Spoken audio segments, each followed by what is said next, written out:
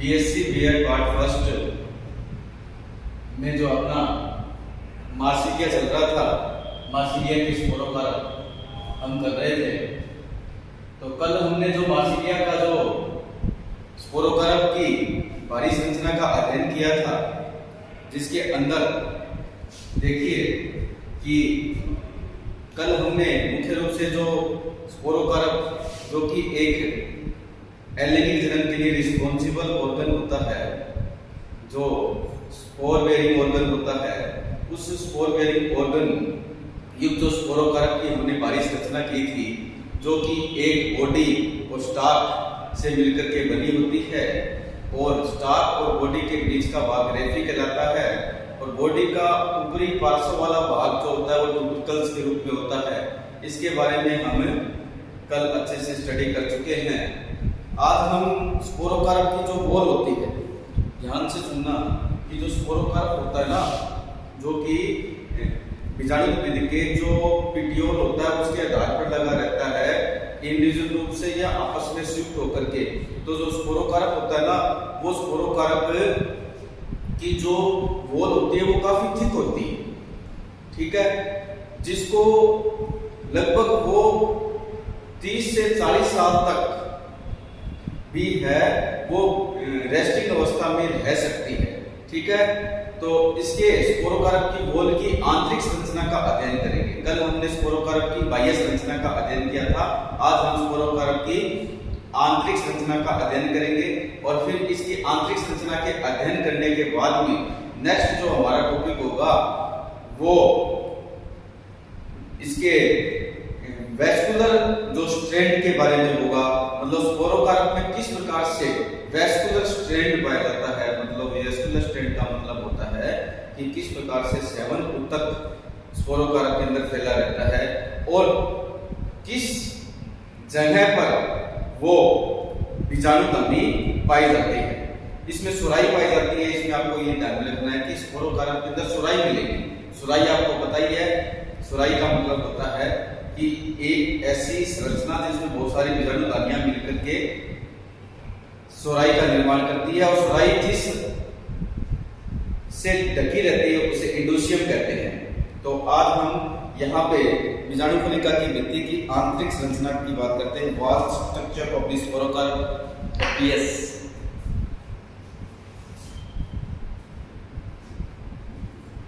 Structure of wall of स्पोरोकारप।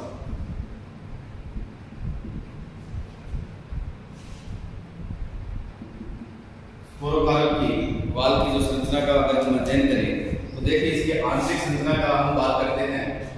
तो सबसे पहले इसकी आंतरिक संरचना, स्पोरोकारप के वॉल की आंतरिक संरचना में सबसे पहले हम एपिडर्मिस बनाते हैं।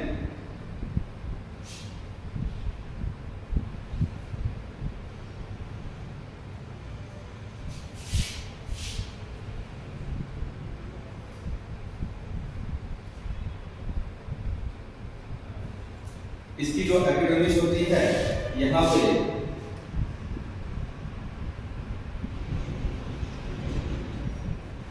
स्टोमेटा पाया जाता है। एपिडर्मिस में यहाँ पे स्टोमेटा पाया जाता है, और इसमें हाइपोडर्मिस की परत होती है। उसमें नेक्स्ट फर्स्ट क्या हो गया, एपिडर्मिस। एपिडर्मिस में 1 लेयर एपिडर्मिस होती है, और इस एपिडर्मिस के बाद में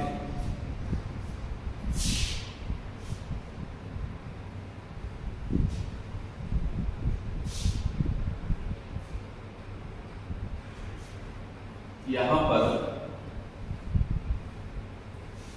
थोड़ा सा इसको सेट में लाने के लिए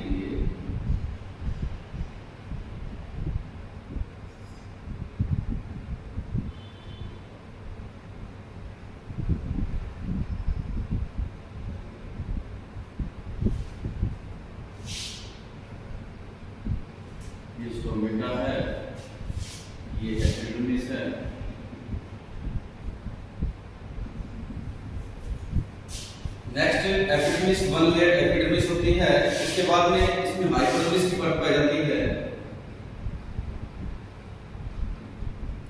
हाइपोडर्मिस की टू लेयर होती है, वन लेयर एपिडर्मिस और टू लेयर हाइपोडर्मिस, जो कि पेलिसेड्स टिश्यूज की बनी होती है। तो यहाँ पर अगर हम बनाएं, आपको ये पता होना चाहिए कि पेलिसेड्स जो टिश्यूज होते हैं वो इस प्रकार से लंबवत कोशिकाओं के बने होते हैं। पेलिसेड टिश्यू जो होते हैं वो इस प्रकार से लंबवत कोशिकाओं के बने होते हैं।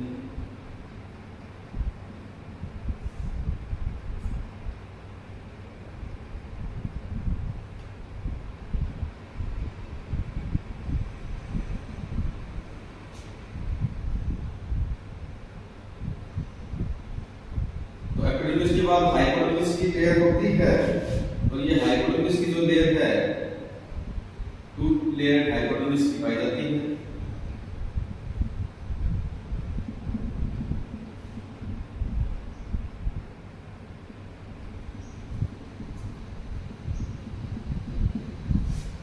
फिर हाइपोडर्मिस के बाद में अगर नेक्स्ट बात करते हैं तो ब्रेनकाइमेटस रीजन्स पाया जाता है, बर्दुदकीय कोशिकाएं। नेक्स्ट जो परत है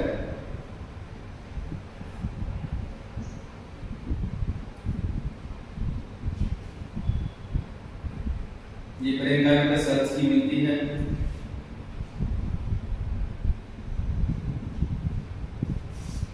तो देखिए स्टूडेंट्स कि हम स्पोरोकारप की जो आउटर वॉल होती है, जो कि काफी थिकनेस होती है, उसकी आंतरिक संरचना का हम अध्ययन कर रहे हैं। उसकी आंतरिक संरचना होती है वो तीन स्तरों की बनी होती है। फर्स्ट होती है वो एपिडर्मिस, जो कि वन लेयर होती है। सेकंड जो होती है वो हाइपोडर्मिस होती है, जो कि टू लेयर होती है। इस हाइपोडर्मिस की कोशिकाओं में फर्स्ट और सेकंड लेयर होती है ये वो पेलिसेड टिश्यू की बनी होती है, पेलिसेड। और जो सबसे नीचे वाली जो परत होती है ये ब्रेनकाइमेटस लेयर होती है।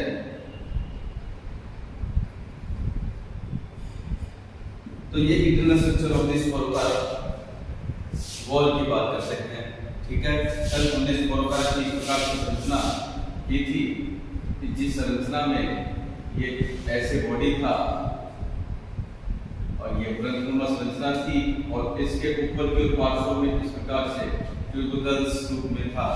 ठीक है, ये स्पोरोकारप की बाहरी संरचना जो हमने कल की थी, जिसमें ये स्टार के रूप में, जबकि ये रेफी के रूप में, ये बॉडी के रूप में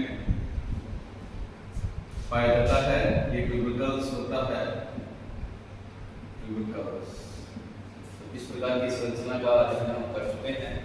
तो देखिए आप, ये स्पोरोकारप की आउटर स्ट्रक्चर्स, ये स्पोरोकारप की वॉल की इंटरनल स्ट्रक्चर यहाँ पे शो की गई है। अब हम बात करते हैं next vascular system of sporocarp. Vascular system का मतलब होता है 7 तक, कि आपको ये पता होना चाहिए कि फर्स्ट वेस्कुलर प्लांट्स जो होते हैं वो टेरिडोफाइट्स हैं, और टेरिडोफाइट्स फर्स्ट वेस्कुलर प्लांट होने के तहत इसमें जाइलम और फ्लोएम पाया जाता है। और जाइलम और फ्लोएम है वो रूट, स्टेम और लीफ में पाया जाता है। और स्पोरोकारप भी एक स्पोर बेरिंग ऑर्गन होने के कारण इस स्पोरोकारप में भी मुख्य रूप से जाइलम और फ्लोएम के स्ट्रैंड या हम कह सकते हैं तंतु है वो स्पोरोकारप में फैले रहते हैं। ठीक है, तो जाइलम और फ्लोएम के जो स्ट्रैंड जो स्पोरोकारप में फैले रहते हैं उसका अध्ययन हम करेंगे, जिसे हम वेस्कुलर सिस्टम ऑफ द स्पोरोकारप कहते हैं। तो देखिए लेक्चर का जो टॉपिक रहेगा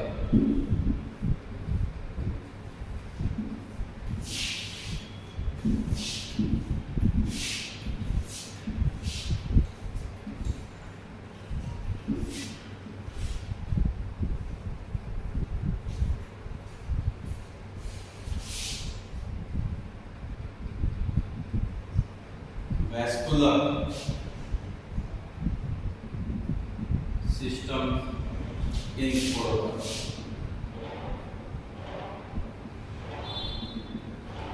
स्पोरोकार्प में वैस्कुलर सिस्टम का अध्ययन करते हैं।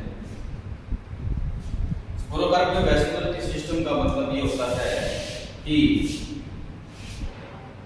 स्पोरोकार्प में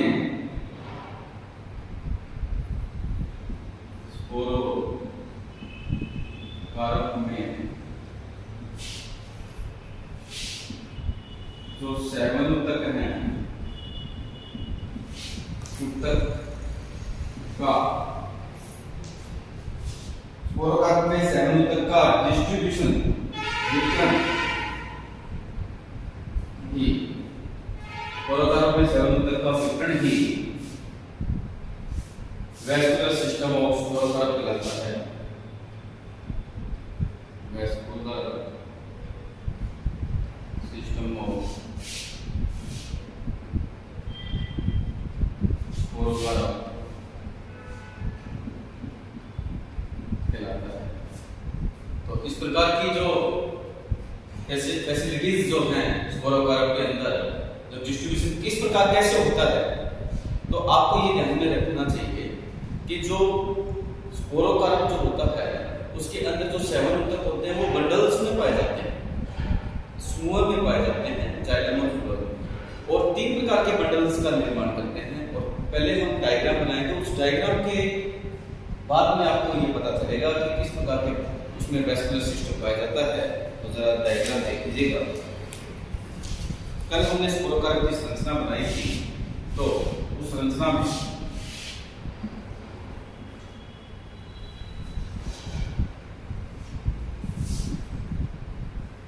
वैस्कुलर स्ट्रैंड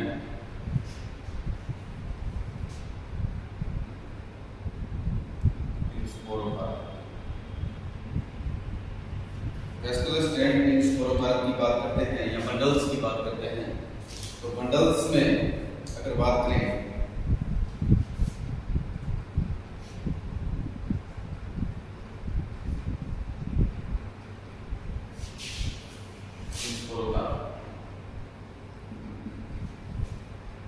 या बंडल्स, तो यहाँ पे देखिएगा कि कल हमने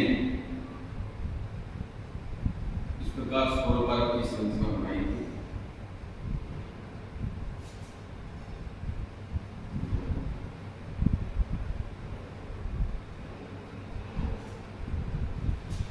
इस स्पोरोकार्प की संरचना में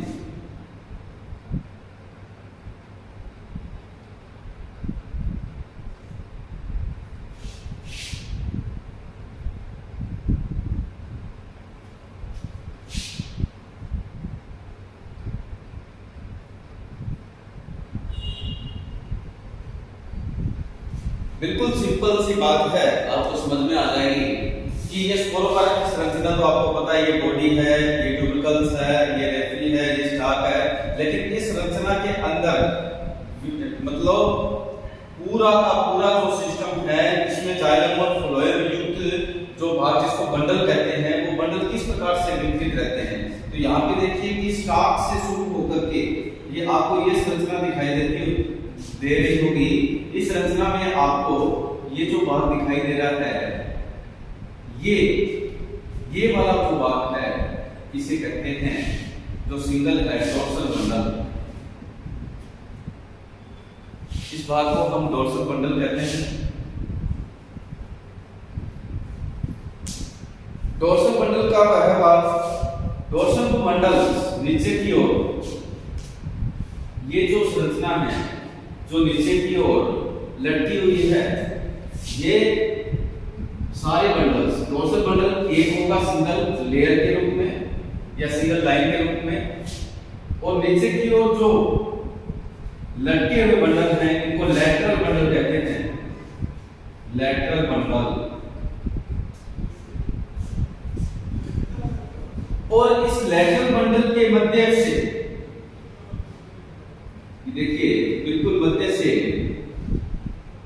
ध्यान से सुनो, देखो यहाँ पे डाइकोटिमस ब्रांचिंग हो रही है, मतलब द्विशाखान हो रहा है। यहाँ पे देखो, एक इधर से एक यहाँ पे, इसके मध्य से जो द्विसांकन हो रहा है, ऐसे ये देखिए, ये द्विसांकन जो प्रक्रिया हो रही है,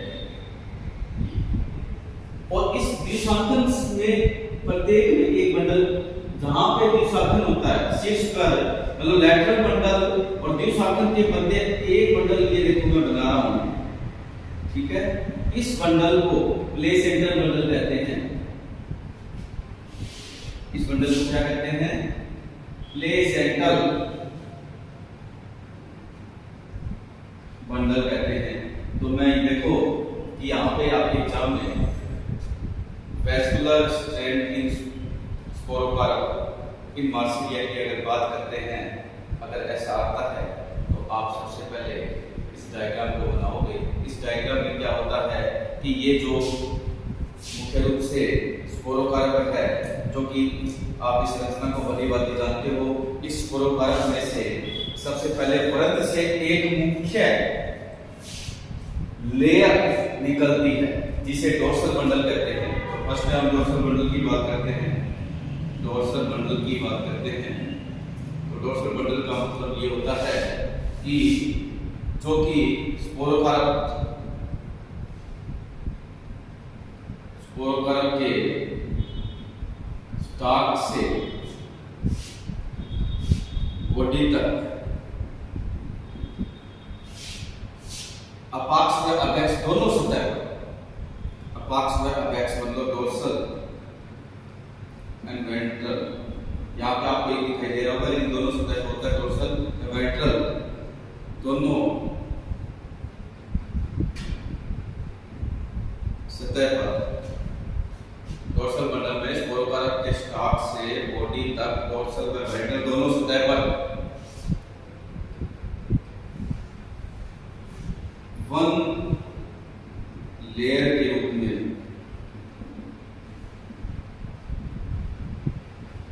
पाया जाता है। दूसरा अगर बात करें तो सेकंड है वो लैटरल बंडल है। लैटरल बंडल,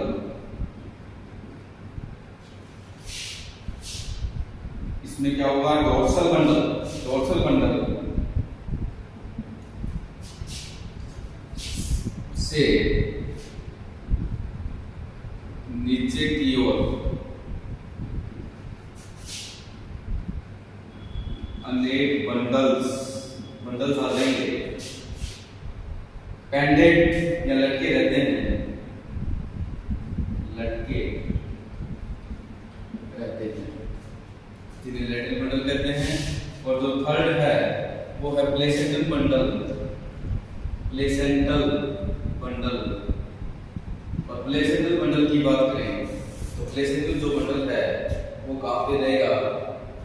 ये जो लैटरल बंडल है, लैटरल बंडल, इस लैटरल बंडल में द्विशाखन होगा, द्विशाखन, द्विशाखन के शीर्ष व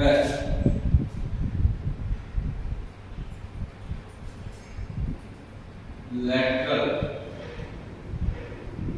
बंडल के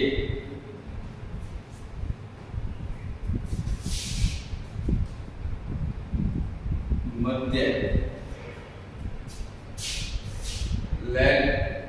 लैटरल बंडल व द्विशाखन के शीर्ष के मध्य जो बंडल पाया जाता है उसे प्लेसेंटल बंडल कहते हैं। और अब आपको ये ध्यान रखना है कि आपको ये बेसिक आपको नॉलेज ये होना चाहिए कि स्पोरेंजियम कहाँ पे गए। स्पोरेंजियम का तो पता होना चाहिए। हम बोल की जो आंतरिक संरचना हम करी थी ना, इससे पहले वाले जो टॉपिक में जो हमने आंतरिक संरचना की थी वो इस वॉल की थी, एकाकृति होती है। देखो ये स्पोरोकार्प के वॉल की थी। अभी जो इसकी इंटरनल स्ट्रक्चर करेंगे, इसके बाद में हम इसकी इंटरनल स्ट्रक्चर करेंगे, वो इसके एचएलएस और बीटीएस और आरएचएलएस से होगी, वो बात तो एक बात की बात है, लेकिन वो हमने पहले स्पोरोकार्प के वॉल की आंतरिक संरचना की थी। अब हम वेस्कुलर स्ट्रैंड के बारे में अच्छे से समझ रहे हैं और आपको समझ में आ भी गया होगा कि डोर्सल बंडल, लैटरल बंडल और प्लेसेंटल बंडल। अब ये ध्यान रखना, ये डोर्सल बंडल, ये लैटरल बंडल और ये जो प्लेसेंटल बंडल है जो कि ये वाला, अब प्लेसेंटल बंडल जिस संरचना में खुलता है उसे रिसेप्टेकल कहते हैं। ध्यान से सुनना, प्लेसेंटल बंडल जिस संरचना में खुलता है उसे रिसेप्टेकल कहते हैं। रिसेप्टेकल का मतलब होता है एक विशेष प्यालीनुमा या एक ऐसी संरचना जिसके अंदर बीजाणुदानियां पाई जाती है, और एक रिसेप्टेकल में बहुत सारी बीजाणुदानियां होगी तो उसे हम सुराई कहते हैं। तो देखिए नेक्स्ट अगर हम बात करते हैं तो नेक्स्ट की जो यहां पर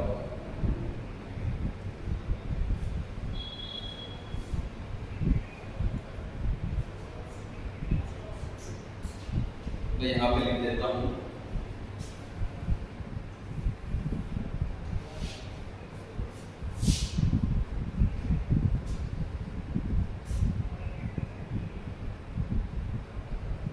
प्लेसेंटल बंडल।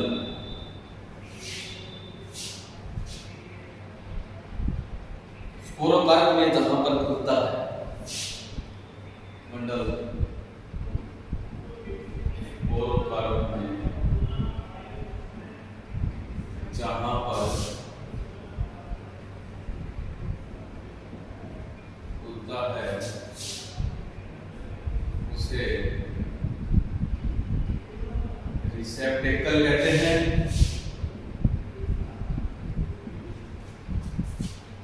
और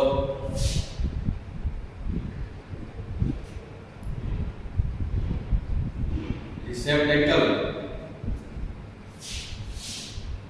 में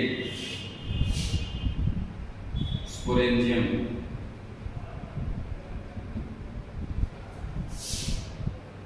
प्रेजेंट रहती है।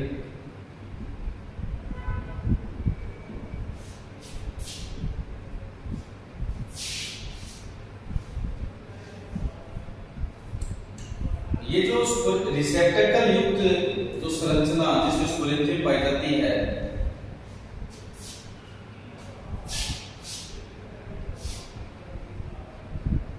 रिसेप्टेकल युक्त संरचना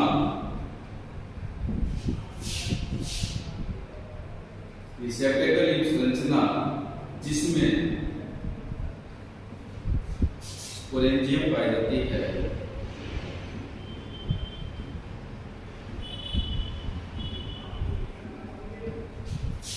वह एक फ्लेसिलियर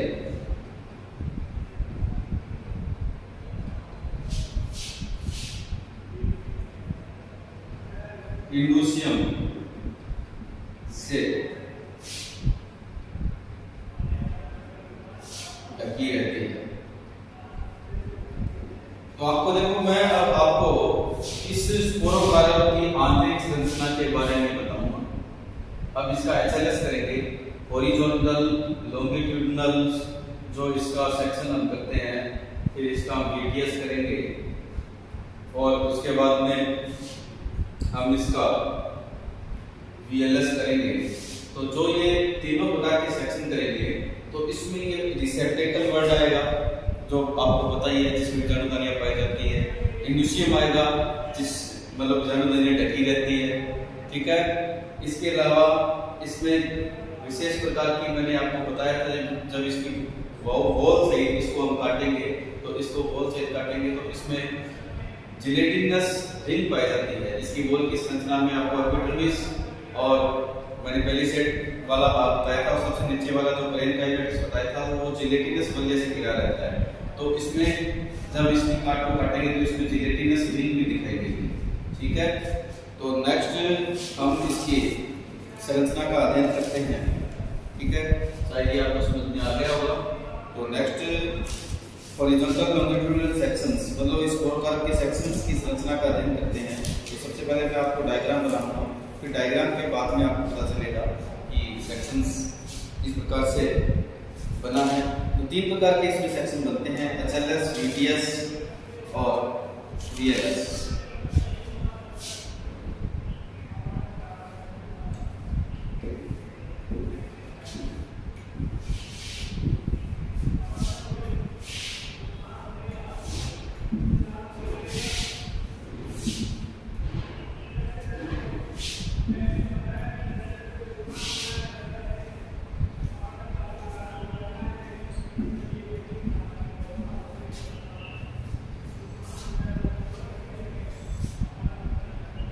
HLS सबसे पहले HLS पढ़ेंगे, जिसको हॉरिजॉन्टल लॉन्गिट्यूडिनल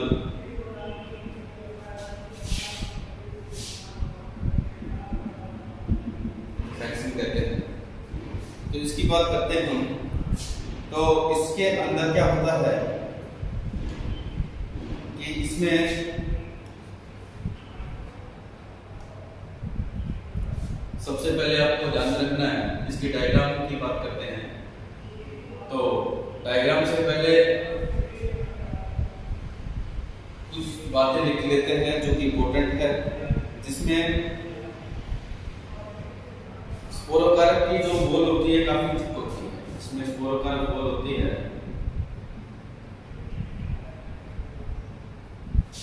वो थिक होती है। नेक्स्ट अगर बात करें तो इसमें जो जिलेटिनस रिंग है वो डोर्सल और वेंट्रल रूप से पाई जाती है।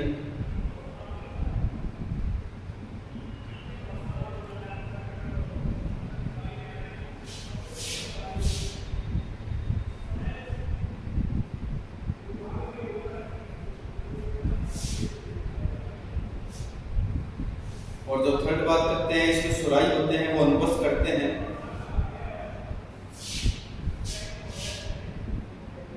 सुराई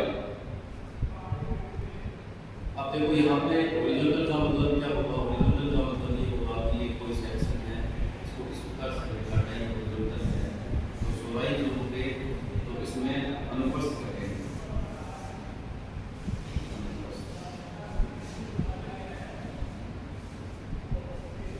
तो सुराई इसमें जब अनुप्रस्थ करते हैं तो सारे इसमें सुराई दिखाई देंगे, ठीक है।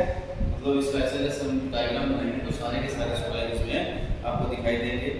और जो सुराई होते हैं वो एकांतर पंक्तियों में विन्यासित होते हैं। और सुराई एक रिसेप्टेकल होता है।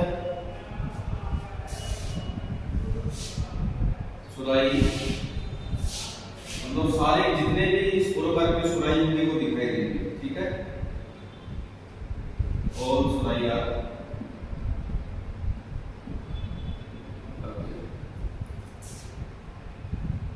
और ये जो सुराई होते हैं वो सेक्शन में गार्ड में अल्टरनेटिव रूप से लगे रहते हैं।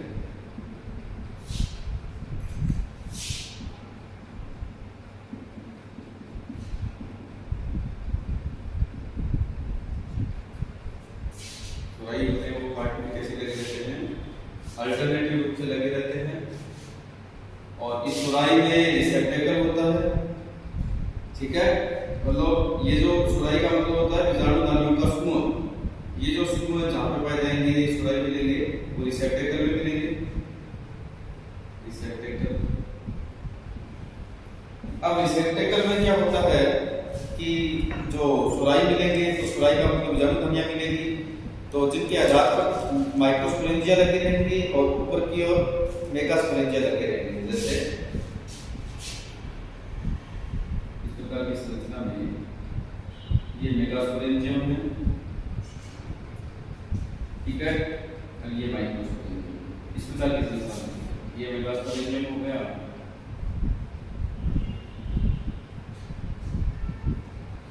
ये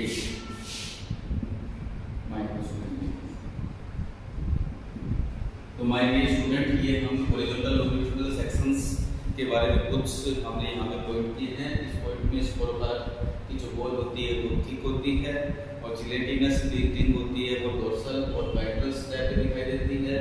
सुराई बस कटते हैं इसलिए स्पोरोकारप में सुराई का सारा भाग दिखाई देता है और सुराई सेक्शंस में अल्टरनेटिव रूप में लगे रहते हैं, मतलब जो पार्ट में एकांतिक रूप से लगे रहते हैं। और रिसेप्टेकल्स में जो है वो सुराई उपस्थित होती है। और सुराई का मतलब यहाँ पे क्या हो गया कि ये जो मेगास्पोरेंजियम है, ये माइक्रोस्पोरेंजियम है, ये पूरा भाग जो आपको दिखाई दे रहा है इसे सुराई बोलेंगे। ठीक है, अब इसके सेक्शन का जो डायग्राम है हम नेक्स्ट क्लास में करते हैं। Okay, thank you so much.